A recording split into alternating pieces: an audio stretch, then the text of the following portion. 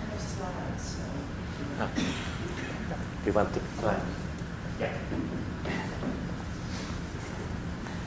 Well, it is really a great honor to be able to acknowledge Kathleen Eisenhardt's contributions to the field. As Anne just indicated in her personal story, there are so many ways that we as individuals can tell about all the little ways that our personal work has been shaped and influenced in all the little micro details of how we construct our arguments and how we respond to reviewers and all those kinds of things. I want to use my comments as a way to kind of tie across some of the different things we've heard, both from Tommy and Anne, and of course from Kathy's lovely presentation of her work, which I found incredibly inspirational and I got lots of ideas from. So let me start with the impact of her scholarship. And Tommy said she got 21,000 citations in ISI. If you look at Google Scholar, that case study paper actually has 26,000 citations of its own, which is quite a number. So you'd say that would be a lifetime achievement right there. You don't need to do more after that. But of course, she has 17 other papers that have more than 1,000 citations. So this is an extraordinary career that has continuously built on these ideas over time. I also note that she just received, yesterday or the day before, the Tim Distinguished Scholar Award. So the Academy is running out of awards to give to Kathy because she's so accomplished and touches so many different domains, including our own in strategy as practice, or strategizing and activities and whatever, whatever we call ourselves.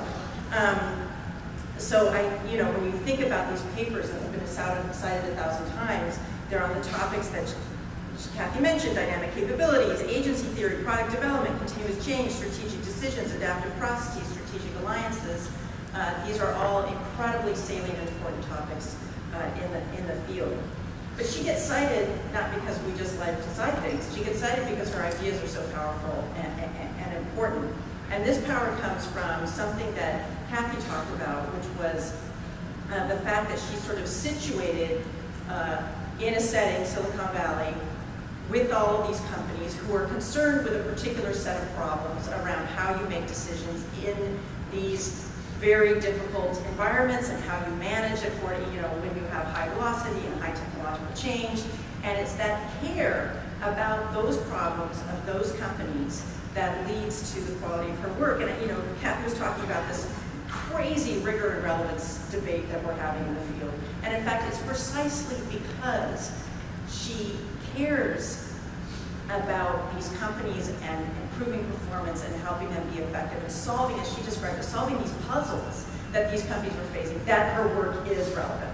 To me, there is no distinction. If you care that deeply about the problem, you will do rigorous research in order to get an answer. And so to me, that this is not an either or, and I think Kathy's work is an extraordinary example that all of us should follow along those lines.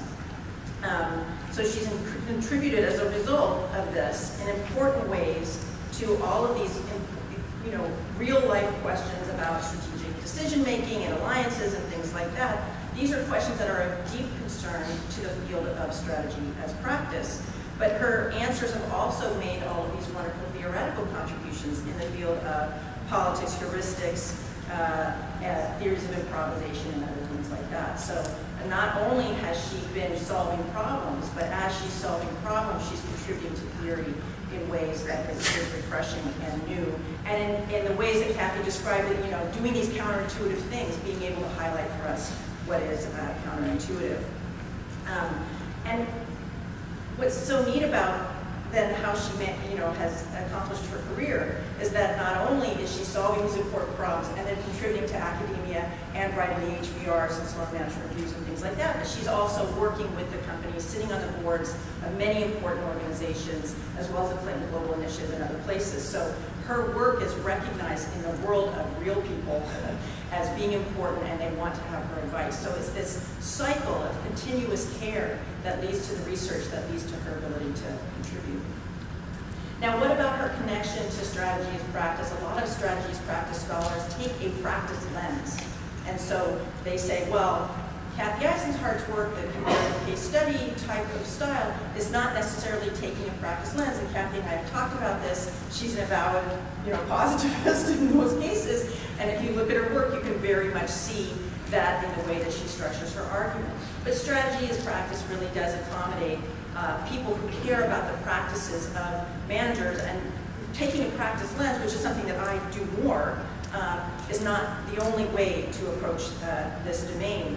And so when you actually pick apart her work, as I regularly do as I try to learn to construct my own arguments better, you see, for example, in the paper she wrote with Shona Brown, The Art of Continuous Change, she actually looks at a whole set of practices that managers use in order to project into the future, and goes into detail about how they use experimental products, or how they work with futurists, or how they use alliances to gain insight. So she's laying out a whole bunch of practices, but she doesn't necessarily code herself as strategy as practice, although now we can, because we've had this session and we know how to bring Kathy into the book. So I would say that that's incredibly important. And then from a methodological standpoint, and very much consistent with Anne's comments, she has opened up the possibility for qualitative research in the field of strategy.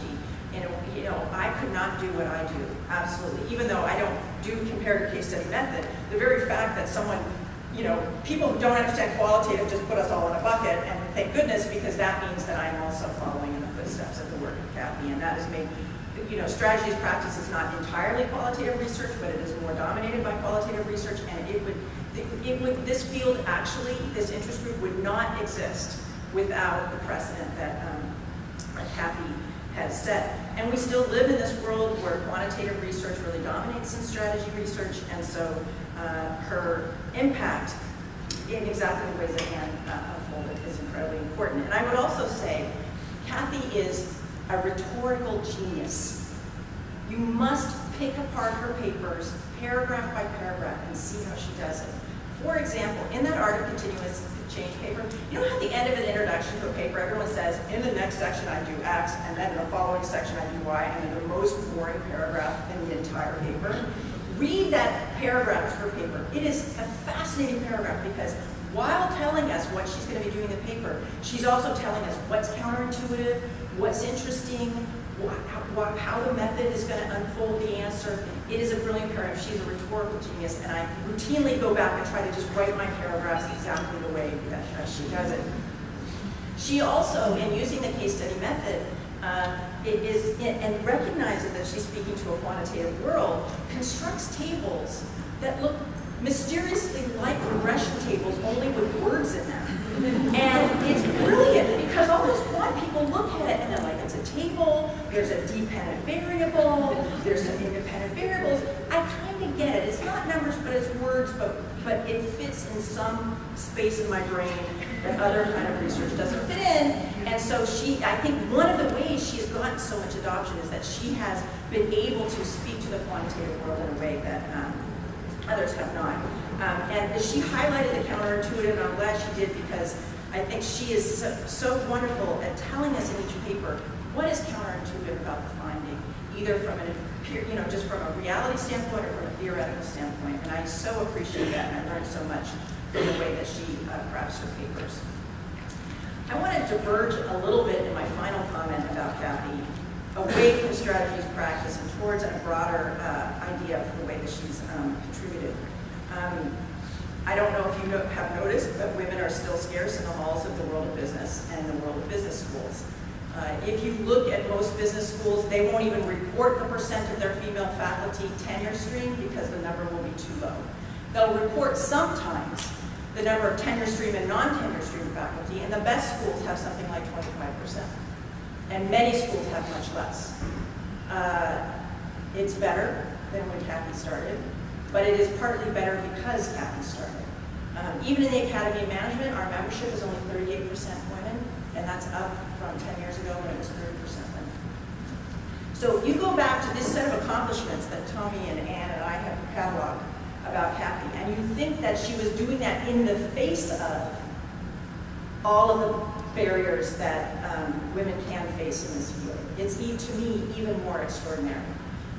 She is incredibly generous, as you saw, mentor of other people, role model, for me personally, mentored to me personally, and I just think that the Academy is better in so many ways beyond her specific intellectual contributions because she was there as a role model and as a person that we could all look to see what we could accomplish in our careers. So on that note, I think I would just like to say that for all these reasons, it's fitting that Strategy as Practice has recognized Kathy's contributions, and I want to say again, congratulations. So thank you.